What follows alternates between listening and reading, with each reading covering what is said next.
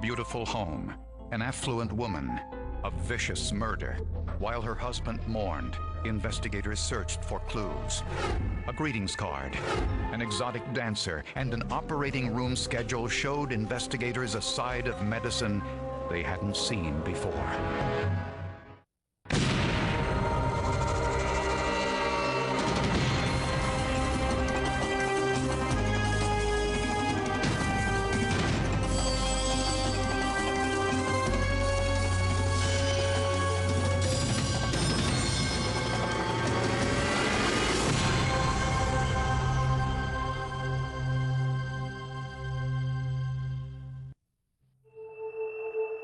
It was Valentine's Day, 2001, and Susan Hamilton had a busy day planned. Her husband, Dr. John Hamilton, was an obstetrician. Susan ran his medical clinic. Susan Hamilton was the proverbial trophy wife. By all accounts, she was a star, and he was indeed a very fortunate man to have her. But Susan never left the house that day. Dr. Hamilton was performing surgery all morning. When he finished, he stopped home on his way to his office to give Susan some flowers for Valentine's Day. Once there, he found the back door wide open. Upstairs in the master bathroom was his wife, unconscious. I think my wife is dead. My wife's bleeding all over the place. Dr. Hamilton tried to revive her, but it was too late. In this case, the attacker was in complete control. It's unfortunate, but I don't think Mrs. Hamilton really stood a chance. The killer apparently escaped through the Hamiltons' back door. None of the neighbors saw anyone leaving the home. We were suspicious of the fact that maybe a burglar could have came in and possibly attacked this woman, trying to steal some jewelry or trying to steal some of the valuables from that home, and she possibly surprised them. This was a prominent part of Oklahoma City. The bigger homes, wealthier people, affluent folks, you know, the kind that go to the country club. And police had another possible lead. As an obstetrician gynecologist, Dr. Hamilton performed abortions at his own clinic, the one his wife Susan ran. Dr. and Mrs. Hamilton had been targeted by anti-abortion protesters. They'd even made up wanted posters, I believe. Wanted for murder, John Hamilton, you know, that sort of thing. And both Dr. Hamilton and his wife were unapologetic about their work. Here in the Bible Belt, that's not something that citizens typically embrace. We know it goes on, it does happen, but to be openly doing something like that and have a clinic that does those kind of procedures didn't sit well with a lot of people. At the police station, Dr. Hamilton was grief-stricken. Please help me. Please help me. Please, please. Investigators hoped forensic evidence at the scene could tell them more. Susan and John Hamilton had been married for 15 years, the second marriage for both. Everyone loved Dr. Hamilton. His wife, beautiful woman, wore her age incredibly well. Country club set, absolutely. She looked like she would hang out with that kind of affluent crowd. Everyone said they were just wonderful people and very much in love. At Susan's autopsy, the medical examiner found no signs of sexual assault. She had been strangled with some neckties. Then, the perpetrator drove her head onto the floor many times. Death was caused by repeated blows to her head with a blunt object. The wound to her forehead, or the left side of her head, was substantial and massive. I think that weapon has to be a weapon of opportunity. It has to be something that was in that environment, that was accessible to that person. In a search for suspects, investigators learned that an anti-abortion group planned a demonstration in front of the Hamiltons' home. We were able to determine that the house had been picketed, as well as a permit to picket that residence had been attained within a month of the time of this homicide. At the crime scene, investigators found no evidence of a break-in, but they did find a potential clue. On the kitchen counter, they found the Valentine's Day card John purchased for his wife. And the card read, "We are important, loving, caring people together. My life would be incomplete without you. I love you, John." The card Susan gave to her husband had an entirely different message. One of the captions she had written herself said, "Obviously, I bought this card before last Monday." Then as you open the card and begin to read the inside of it, she had written, "I bought this card 2 weeks ago, so they don't seem as appropriate now." I love you. Signed, Susan Hamilton. Police wanted to know what had happened 2 weeks earlier.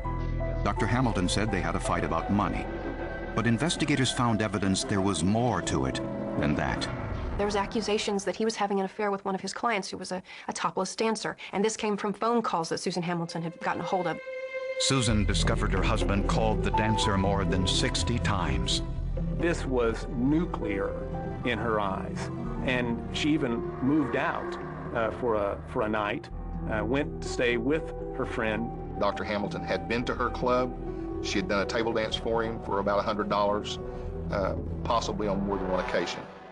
Dr. Hamilton denied the two were having an affair, but with so many calls, Susan was skeptical. It was not even the fact that he had done it, that he had actually been chasing this girl a little bit. What was important is that Susan Hamilton believed he had done it. 1 week before the Valentine's Day murder, Susan Hamilton had made Dr. Hamilton write a letter to this dancer, refusing to be her doctor any further. And the media had their own suspicions about Dr. Hamilton. It started when reporters heard the tape of Dr. Hamilton's 911 call. No, listen, I'm a doctor. I've been trying CPR. Please send somebody quick. Is she not breathing? No, she's not breathing. I don't get called, please. Okay. And if you listen to it over and over again, it sounds strange. The things he's saying, the order in which he says them, he's gonna, it sounds weird. So the local TV station, KWTV, sent the tape to a company specializing in computer voice stress analysis. The test charted the micro tremors in Dr. Hamilton's voice. It showed no excessive blood flow impacting Dr. Hamilton's voice. On this, I'm very confident that this doctor is not stressed to the degree that I would think he would be under those circumstances, which makes me feel very confident that he rehearsed this before he made his call.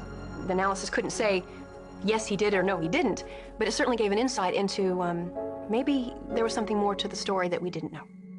And homicide investigators started to question Dr. Hamilton's unusual behavior captured on videotape just after the murder. He seemed to be out of control with emotions one way or another. He would get upset and start moving back and forth. He would start crying, he'd stop. And that was one of the concerns that I had. It was almost like he was acting. But Dr. Hamilton had an alibi for the time of the murder. He was in surgery all morning with plenty of witnesses. Obviously, a doctor couldn't be in two places at the same time. Or could he? She was strangled, she was found naked, topless dancers, abortions. You start hearing all that mixed together, it made for a lot of talk in this town. To analyze the forensic evidence from Susan Hamilton's murder, homicide investigators asked blood spatter expert Ross Gardner for his opinion. This case is like many in the sense that what the suspect says ultimately is going to be tested against the crime scene. When emergency workers arrived, Dr. Hamilton was covered in his wife's blood. Dr. Hamilton's presence in the crime scene, the fact that he's bloody, is completely expected. He's come home, he's found his wife dead, he's cradled her, he's taken action. But not all the blood on Dr. Hamilton's shirt could be explained away. Dr. Hamilton's claims presented some major contradictions. I don't expect to find spatter. The spatter I observed were present on the front of his shirt, below his neck, on both sleeves at the cuff, and these suggested that his arms and his body had been in close proximity to a spatter event. On Dr. Hamilton's shoes were tiny blood droplets, almost invisible to the naked eye.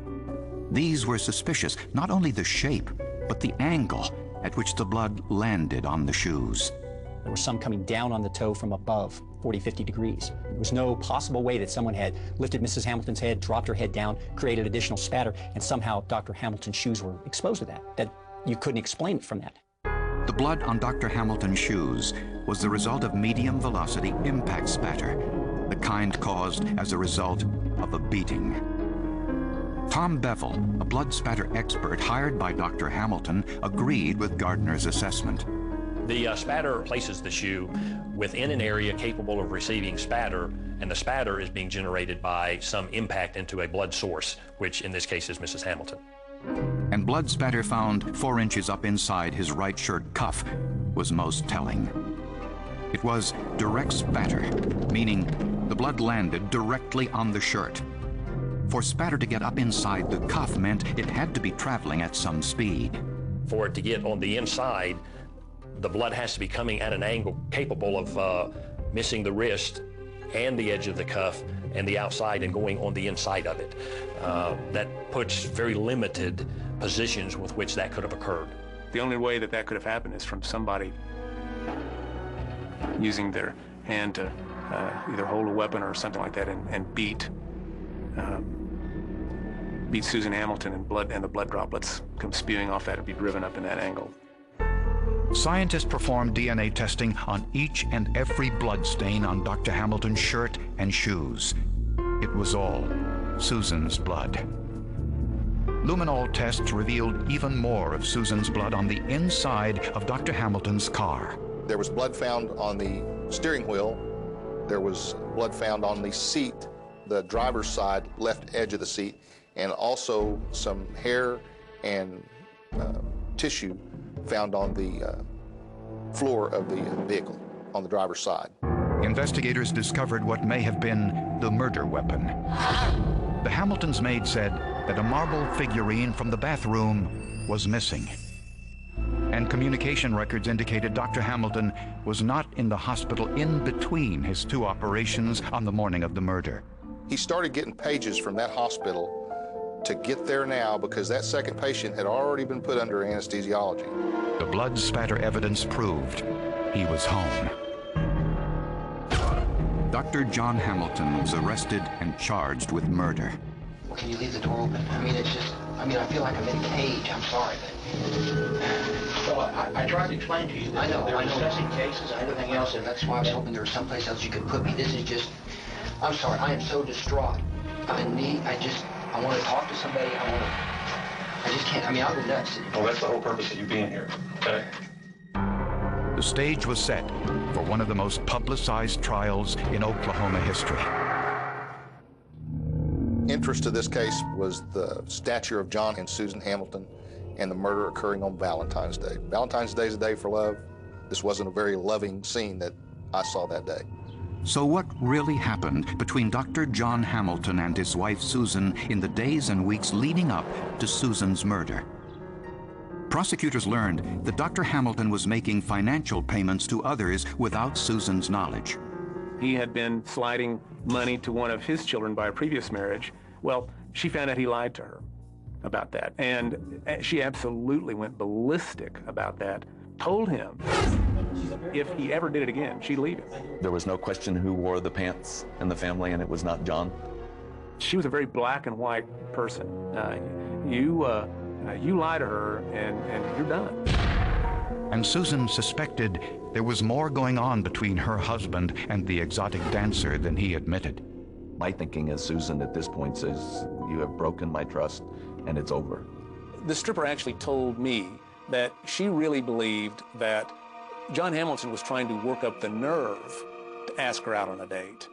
There wasn't any relationship there, but she knows men pretty well, and he was trying to work up the courage to even get to first base, and he wasn't even off home plate yet. On the morning of Valentine's Day, prosecutors believed the couple exchanged cards, and they argued about Susan's not-so-veiled message inside. I don't believe I'd ever wanted to get this from my wife for Valentine's Day. It wasn't one of the more cheerful ones that you want. Forcing an exchange of thoughts about one another, thoughts that maybe would have been better aired with a counselor in the room. The evidence suggests Dr. Hamilton went to the hospital, performed one operation, then returned home, possibly with an attempt toward reconciliation. Prosecutors say the couple argued once again. In anger, Hamilton took several neckties from his closet and strangled her. Once unconscious, he hit her head on the floor and struck her with a blunt object. This created the medium-velocity blood spatter found on his shoes and on the inside of his shirt cuff. Before he could clean up, the hospital paged him for his next surgery. So he took his bloody trousers and the murder weapon and left for the hospital, leaving the back door open. That's how Susan's blood and hair got inside his car. How Dr. Hamilton disposed of the murder weapon and bloody trousers remains a mystery. At the hospital, Dr. Hamilton scrubbed up for his second operation, washing away the forensic evidence. But he was still wearing the shoes covered with his wife's blood. His ability to perform the operation didn't surprise prosecutors. My wife happens to be a surgeon. You revert to something you've done 1,000 times. I'm not sure I'd want him to perform a surgery on me. It's disturbing. It's frightening and creepy. When Dr. Hamilton went home, he called 911, but delivered a performance that didn't fool the forensic speech experts. Dr. Hamilton probably believed that performing CPR would cover any blood evidence of the murder, but he was wrong. He made some major mistakes knowing what is available through science today, way beyond anything I had any knowledge of how sophisticated science is. At Dr. Hamilton's trial, in a devastating blow, Tom Bevel, the blood spatter expert hired by the defense, testified that he concurred with the prosecution's expert. This is Dr. Hamilton's witness there to help him get off the murder charge. It was absolutely a Perry Mason moment. And you could turn and look at the jurors and see them all go, oh. In my opinion, when you look at this case in its totality, in other words, look at all the physical evidence, look at all the statements, I am certainly well beyond any reasonable doubt that Dr. Hamilton is the person that has done this.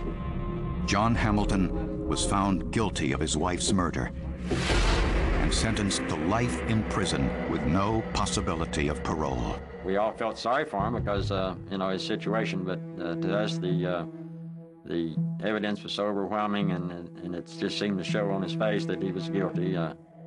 John will rot in jail.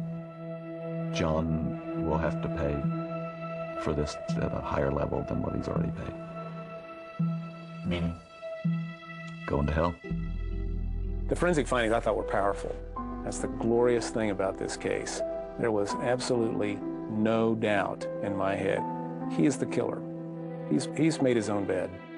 That's one of the interesting things about forensic pathology and forensics. It's a study of human nature. That's the dark side to it.